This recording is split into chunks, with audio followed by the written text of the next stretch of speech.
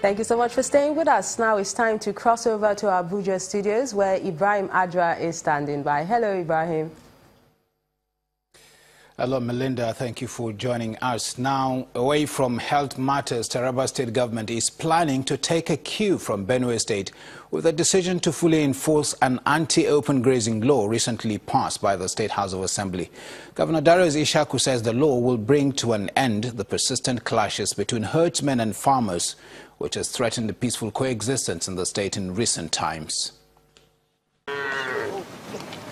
Taraba State has had its fair share of clashes between herders and farmers, resulting in loss of lives and property. To bring an end to these conflicts, the Taraba State government sponsored a bill which was passed by the State House of Assembly a few months ago despite opposition. The Speaker of the State House of Assembly, Honorable Pt.3, says they'll do their job by putting the state first. I want to assure you that as a responsible House of Assembly, we will do our job putting Taraba State first before any group of individuals. The Governor, Ishaku Darius, says the anti-grazing law will be beneficial to all the people of the state. Ranching is coming to provide better facilities and then to prevent the continuous clashes between the farmers and the grazers. I have set up committees. One committee to enlighten the herdsmen, another committee to enlighten the farmers. Also speaking on the need for peaceful coexistence, an elder statesman, General Theophilus Danjuma, who is also an indigene, appeals to the people of Taraba to live in peace with one another, without which there will be no development. I will plead with everybody, every member of the community, especially the community leaders, to ensure that we have peace. The anti-grazing law will be operational by the end of January next year. The state government says the law will bring an end to the incessant clashes between herdsmen and farmers in the state. Well, while Taraba State gets set to begin enforcement of anti-open grazing law, Governor Samuel Otom has ordered the arrest of 3 persons who have run foul of the law in Benue State, with 50 of their cows sent to detention ranch. The herders and their cows were said to have obstructed the governor's convoy while returning to Makurdi, the state capital, from Taka Council area. The visibly upset governor decried the willful violation of the law by cattle herders who only recently killed 2 people in a village in Otukpo Council area. You see, I'm coming from a function, but you can see that the livestock guard and the vigilante group are on ground. The person perpetrating this has already been arrested. He's going to be taken to police. The other people who are members of his team are going to lead the cattle out, but the leader of their team has been arrested by the livestock guard and is going to be handed over to the police for prosecution, because you cannot violate the laws of the land. While still in the north-central Nigeria, some indigenes of Offa in Kwara State are alleging marginalization on account of their geographical location. They made their standpoint known at a forum where speakers encouraged the youth of the town to collaborate with those who advance causes of fairness, justice and equity. Offa is one of the 16 local government areas of Kwara State, north-central Nigeria. Ever since the colonial era, Offa has been categorized as part of northern Nigeria, and this doesn't seem to go down well with some Offa indigenes.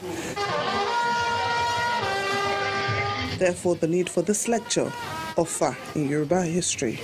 To one of the notable towns under the Oyo Empire. A civil rights activist and former secretary of NADECO, Okpadokun, as a guest lecturer at the occasion, claims that the current arrangement was designed by the colonial masters to subjugate his kith and kin from Offa to the north. Okpadokun is not happy that his people will constitute a major sub-ethnic group of the Yoruba race and now minority in the north. The unjust and oppressive policy errors noticeable in the then embryonic Nigeria. The foreign masters allowed the Emirate authorities to continue their oppressive conduct of the minority, as it has resulted in recent crisis in southern Kaduna, Jos, and Kwara, southern zone. Another speaker at the occasion laments how the Offa people are not accepted in the southwest and also been denied opportunities in the north, as they are usually categorized as Yorubas. We are neither in the north or in the south. So, for example, some people that are professionals, even if they want to appoint ministers, they will tell you that, are you a northerner? Once you say you are from, they will say, no, you are a westerner. Then when you go there in the west to seek for any opportunity or appointment, they will tell you too that you are a northerner. So we are at a disadvantaged position. On what should be the solution? The speaker believes that moving Offa to southwest or creation of another state comprising Yorubas in the Kwara and Kogi region will solve the imbalances. They should seek for those of them who are of the same mind of egalitarianism, who are imbued with the sense of equity, justice, and fairness, and collaborate with such people. The Offa people are Yoruba, and participants at this lecture believe that they will be better off if they are zoned to the southwest or a new state is created for the Yoruba people from Kwara and Kogi states. Well, coming ahead in our foreign segment, we bring you an update on Liberia's presidential election. For now, I return you to Melinda in our Lagos studios. Thank you so much, Ibrahim. To aviation matters now. Medview Airline has commenced a direct flight to Jeddah, Saudi Arabia, for Muslims performing Lesser Hajj in the Holy Land via Kaduna International Airport. The flight, which took off from Lagos, was welcomed with a ceremonial water shower by officials of the airport fire service. The managing director of the airline, Munil Bankole, said the airline is pleased to expand its frontiers in Kaduna. The Boeing 737-800 aircraft conveying passengers from the international airport in Lagos taxis onto the airside of the Kaduna International Airport late in the evening amidst a water cannon salute.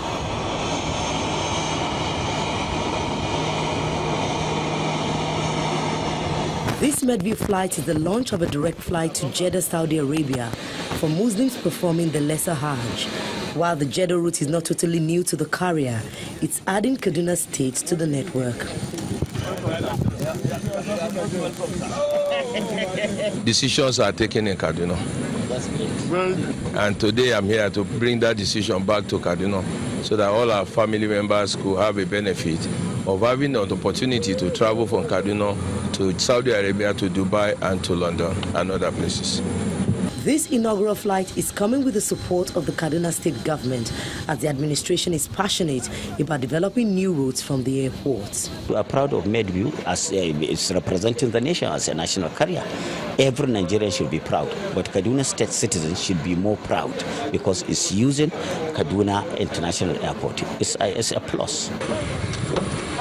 As passengers make their way into the aircraft, they express delight at leaving from their own base with an indigenous airline.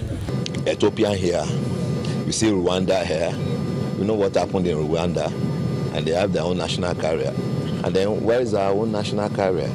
So to have Medview as part of us taking us is a pride to us.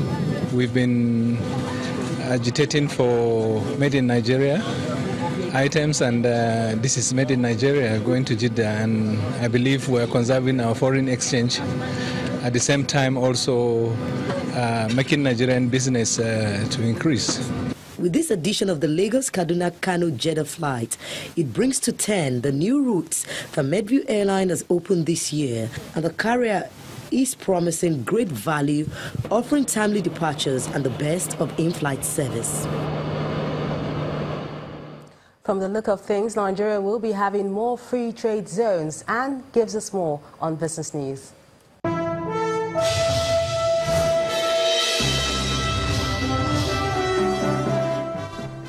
Well, that's true, Melinda. And the Nigeria Export Processing Zones Authority has licensed 3 new free trade zones in the country. They are NASCO Town Free Zone, valued at $2.08 billion, Kuwait Aviation Services Free Zone, valued at $215 million, and the Tomorrow Industrial Park Free Trade Zone in Lagos, and that one is valued at $450 million.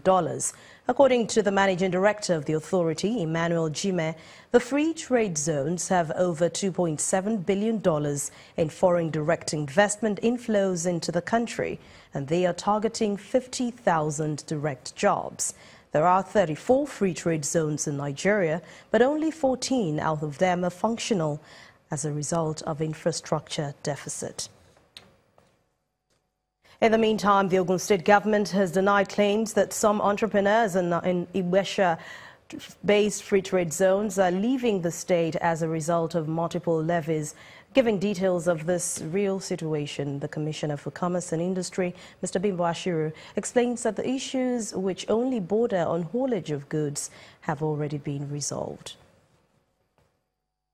It has to do with the haulage of the vehicles, the trucks that are taking. I mean, they're applying the roads. And let me tell you this, there's a problem. Some of these trucks, you see, don't forget that most of these roads that were made, the strength cannot probably accommodate more than 45 to 50 tons. But people carry as much as 60 tons because they want to do things quickly, save funds and everything, which is not good. You are doing that to the detriment of the federal government, of the state government, of the people. So the point is that we have told them that we will not allow vehicles that carries more than 30 tons around Ogun State. No, it's not allowed. So renewed sell-offs greeted the final trading week of December as investors take advantage of some gains recorded last week on the market. Eman Amawe has the details for us.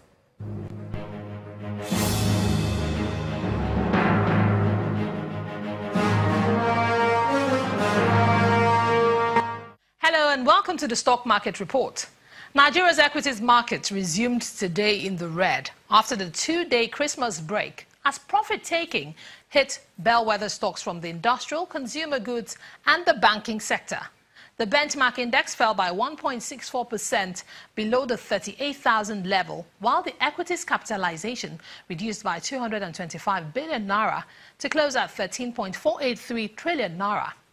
Price load shed was recorded by 22 equities, including the exchange's most capitalized stock, Dangote Cement, but led by a 5% drop from Okomo Oil. On the other hand, Cadbury's share price gained 9.91% ahead of 13 other advancers. Trading in the shares of Transcorp accounted for one-third of the entire 425.95 million total units of shares sold today. In 2,937 transactions. And that's it on the Stock Market Report. I'm Emana Amawe.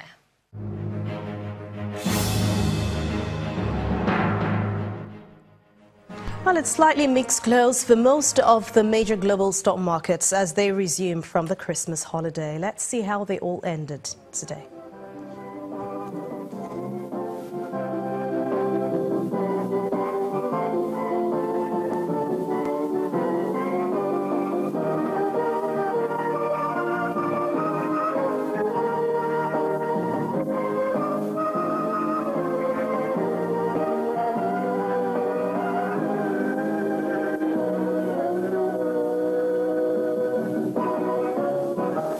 With those numbers, we end business news for tonight. Thank you for watching. I'm Anne Nwawadu.